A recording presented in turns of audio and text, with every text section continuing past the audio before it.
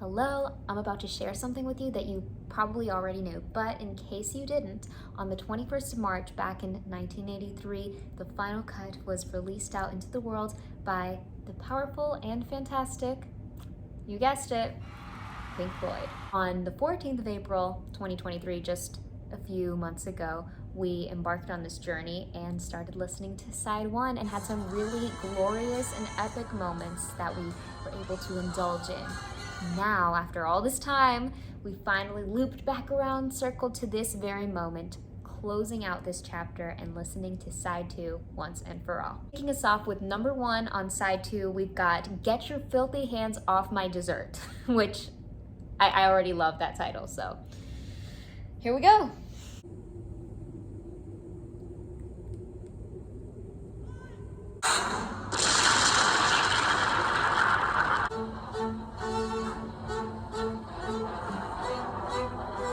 Guiltier, it took the Union Jack pound to make you give it back. Well, that was just such a refreshing dip back into the Pink Floyd pool. Right off the bat, starting with that whoosh and that very abrupt crescendo where at first everything sounds and feels so far away, and we have that wind-like, and not to be confused with woodwind family instrument, just this wind noise, like feeling like we're stranded in the middle of nowhere, either in the middle of like outer space or like some desert where all you see roll by is like a little tumbleweed every once in a while. That isolated feeling. And then every musical element that came trickling in felt so prominent and so crisp and precise and clear and so forefront in the mixing. I'm so used to some elements being buried deep within, or sometimes a vocal being buried behind everything else, or feeling like it's way in the back, just far away, but this felt so front and present, right in our face. The presence of the strings made it feel very, very beautiful and graceful and elegant, and with the lack of a drum as a central percussive element, I felt like at times those strings kind of did act a little percussion-like. I guess maybe the way that they were played, the delivery was very staccato. I'm gonna have to look back for that little moment of the acoustic guitar making a presence, because it shocked me in the best way. It was a beautiful surprise. And Maggie, over lunch one day. The way that it just kind of blended in there, it almost acted like a transitional device from one phrase to the next, and then the way it contrasted with the strings and how they have a little bit more of a completely different color, different tone, and different taste. So the way that they mixed together was very like purples mixing with browns a little bit, and that was very delightful. Number two, we've got the Fletcher Memorial Home. Take all your overgrown infant.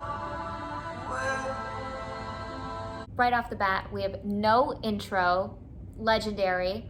Also, quite an iconic moment, that drop off from the major to the minor, perfectly executed. A little place of their own, pure about silence. Layering.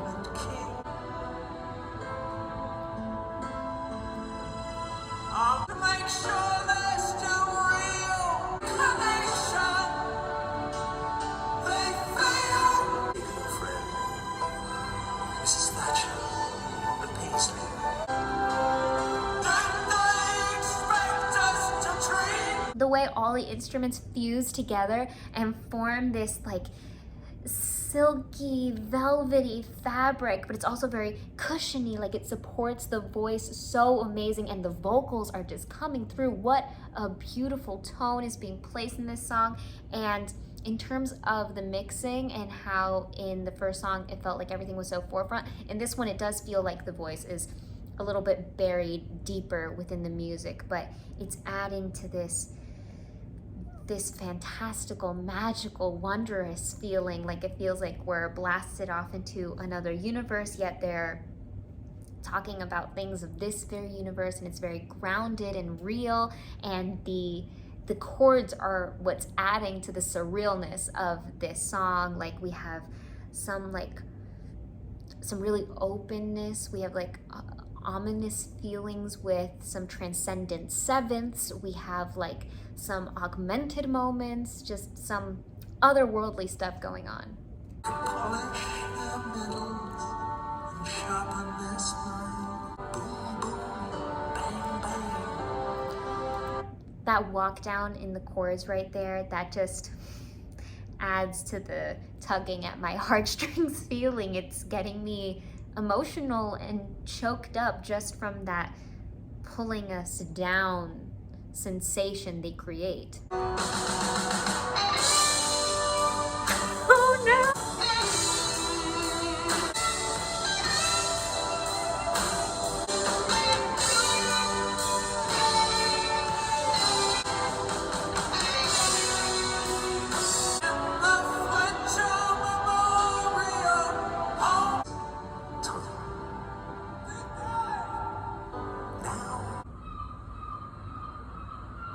The journey that they took us on in that like electric guitar solo, and the way that it paired with the drums and the percussion felt like it kept amping it up. Like it was this duel that we were able to witness sonically. I mean, just the use of the drums as this transitional device, it was like that moment, like right before the beat drops, it's this big building, grand, glorious moment, and then bam, we are taking a flight with that crazy guitar solo. And for me, what it felt like was like the musical equivalent of what it feels like to fall in love. Like it's big and it's beautiful and it's overwhelming and it's scary and it's intimidating and it's all of those things all at once, and then it's some of those things one at a time, just every feeling in every sort of direction. And then when the voice came in, the way that he's able to parallel that same feeling whenever there's like a belted moment is ridiculous. It's crazy. But it really hit me the same way. And they ended it with that squeaking noise, which I don't know if it was like seagulls recalling the Animals album, which I'm a huge fan of. My favorite Pink Floyd album changes constantly, but I think right now it's the Animals one, maybe just because I have this shirt and I just love the artwork for it so much. Kind of had that moment at the end that reminded me a little bit of Animals, and I'm not sure if it was a seagull or like some like rickety swing set sound. But either way, it was shocking, so it evoked the same confused feeling. Number 3 is Southampton Dock. They disembarked in 45. Too many spaces in the line. Now she stands upon Southampton Dock, body in the rain. We have a little bit of some explanation as to why the last song ended the way it did. Seagulls that came and picked us up and dragged us into Southampton Dock. And so far it feels like we have a lot more major, which is really interesting too, because paired with the style of delivery, this feels very personal, close and intimate, almost delivered in a stage whisper. In this type of a song, it wouldn't be abnormal to hear some minors or some, some sadder chord choices, some movement that was a little bit more dissonant. But here it's kept very, very major and bright, even though the delivery is subdued and hummed. So it's kind of a really nice little balance. In quiet desperation, Billy waves the boys goodbye. Still the dark stays, poppy fields and graves. Ooh.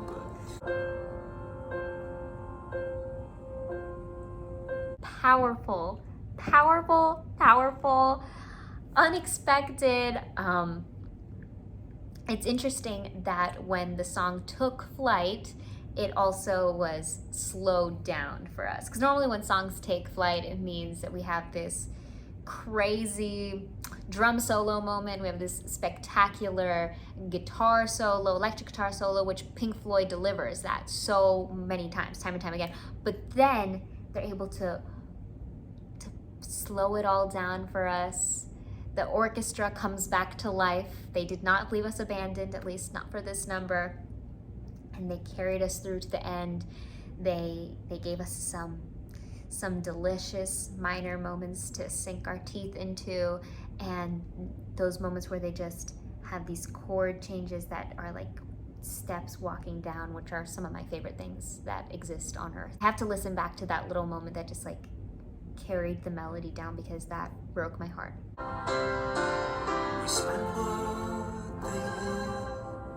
I just need to work out my feelings toward that specific moment really quick before moving on, or else I'm not going to pay attention to anything else. We spent what they had made. So, understanding the science behind why that part got me so good, or maybe it got one of you guys too, is because not only do they pull us down, but they first start with quite a large leap. They start with a sixth, so they build us up. They spent what they had made. Starting from such a low place and pulling us all the way up, almost a full scale. We're 2 notes shy from a whole octave up. Then we slowly go down 1 step at a time. And we never quite end where we began. We, down at the bottom, we're being brought down, let down, softly and slowly, and that was remarkable. Fíjate que el número 4 de hoy tiene el mismo título que el álbum entero. Les presento the final cut. Of tear-stained eyes, lying high in clear blue sky, hole in the ground where I hide. This kind of soft, sweet sung echo and some sort of echoey effect filter placed like after each word is sung, this sustained notion that's going on, along with the mixing of it being so forward. All that, like this trifecta, this perfect blend came together to remind me of Coldplay, and more specifically, a similar feeling that's set in Yellow. It was all yellow. I don't know, I feel like that breathy echoiness and this soft vulnerability that came through. Spiraling down to the hole in the ground. And if you make it past the shutdown, if I'm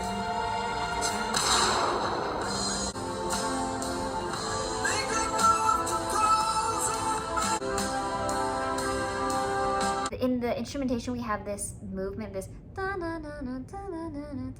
that kind of reminds me a little bit of I Dreamed a Dream.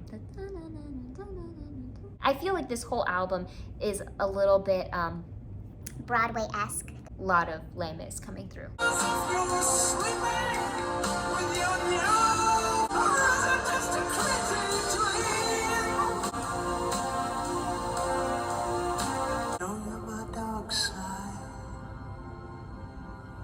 Still open my heart to you. What would you do?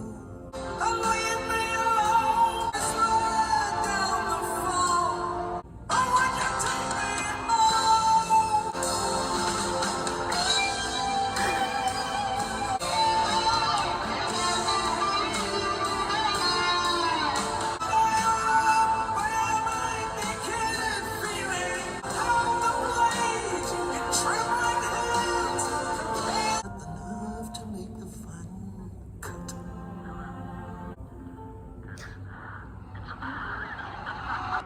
Sounded like we had this tiny, faint, gentle, delicate harp that just kind of shone through.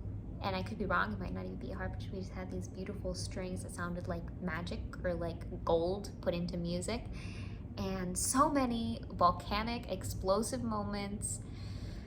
What's there left to say when they've covered all the bases, other than the fact that I realized as I kept hearing that little motif that it wasn't I Dreamed a Dream, it's One Day More, that little tune reminds me of. One day more, No more day, another destiny on this endless road to Calvary. These men who seem to know my crime will surely come a second time. I'm like getting all the words wrong, but that feeling is there. You know what I'm saying. Second to last, we have Not Now, John. Now, the question is that John as in Lennon or Legend? Just kidding. I know it's not Legend, because then the title would be All the time, John. Of course, right now, John. Now is a good time, now and forever, John. That's what the title would be.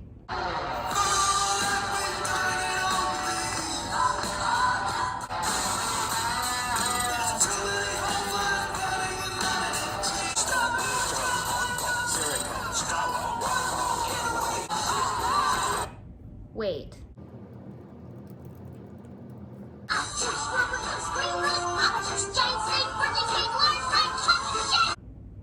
Was there a similarity there? It's crazy to think that maybe this song is what inspired the theme song to the Fairly Odd Parents Nickelodeon cartoon show. I mean, chances are maybe it wasn't a direct inspiration, but maybe subconscious, something. It's too similar not to be. Can't be a coincidence.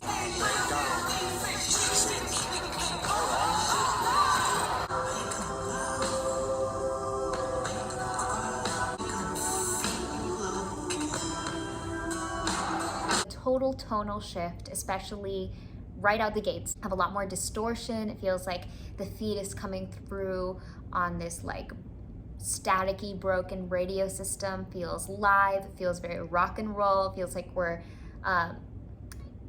getting this new face of rock with this song that we haven't seen yet on this side. Like it's been very melancholy so far and emotional in this deep cut, and they are selling a lot of soulfulness with this song as well, but it feels a little bit more in our face.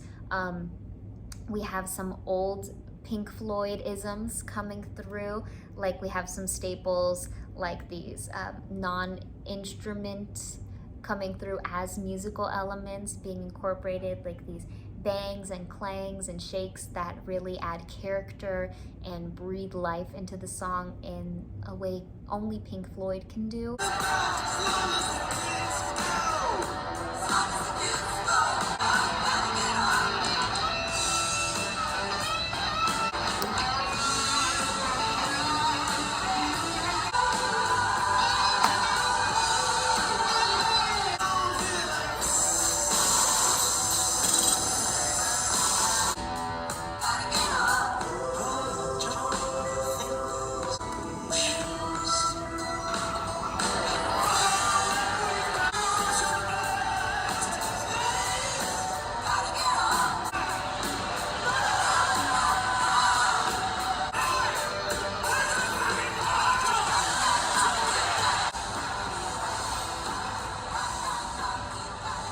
So many specific and individual characteristics of this song that gave it its charm. Another one that was really prominent and made the song just glow in this bluesy light and really complemented the rock feel were the female background vocals. I just feel like it added so much juice to the song. It made it so beautiful. It added this touch that just kind of added to why this song is so different from everything we heard before. The saddest moment for me is always when we reach the last song of the album, and today that's Two Suns in the Sunset. And the title of this one isn't helping.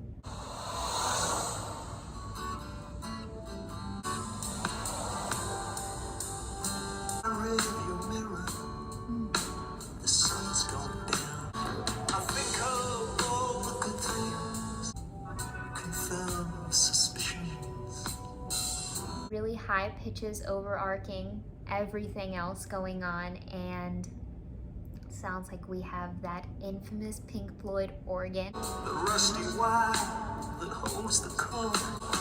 It's day again. Two suns in the sunset.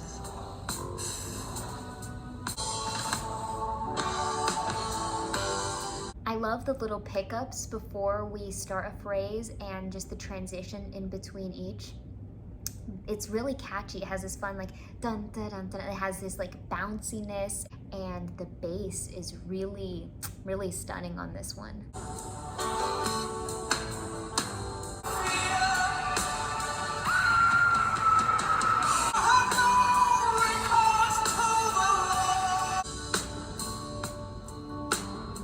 As the windshield melts, defend.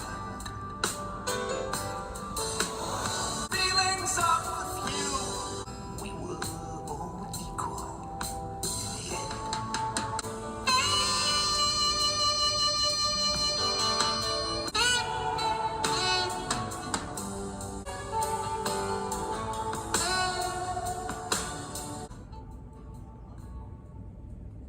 The incorporation of that saxophone kind of knocked me off my feet a little bit. Lyrics like "we were all equal in the end" definitely pack a punch. The tone was so perfectly set with that little whooshing sound. I had a feeling that was going to be important, and then the opening line, looking in the rear view mirror, something like that. So good. I don't think I'm ready for this album to be over, so I'll just spend the next month re-listening to this over and over and over again, the way that I listened to the song August by Taylor Swift every single day throughout the month of August. That was fun. Thank you so much for spending your time with me and listening to this amazing, amazing album. I think we still have some more Pink Floyd albums, so no time to get too sad. Goodbyes are never really permanent, so we'll be back, and we still have a lot of other wonderful albums that we've opened that we have to close, and maybe we'll have some surprise in there before getting to finish everything. Maybe something will pop up. And as usual, I want to offer up all my gratitude to our incredible Super Thanks heroes. I love you guys so much. I send you warm wishes, love, and so many hugs. Thank you to Richard Olsen, Paul Edwards, Joe Scott, Marissa Martinez, Sweetish Jeff, Ed Meyers, and Jerry Manas. Here goes a little something from my heart to yours. Joe, Jerry, Jeff, Richard, Marissa, Paul, and Ed. You put the sun up in the sky to shine so bright. Even when all I thought I could do was cry, you make my tears dry. Thank you, thank you. I know it gets hard to smile every once in a while, but you pull away the clouds, make everything alright. You make my world bright.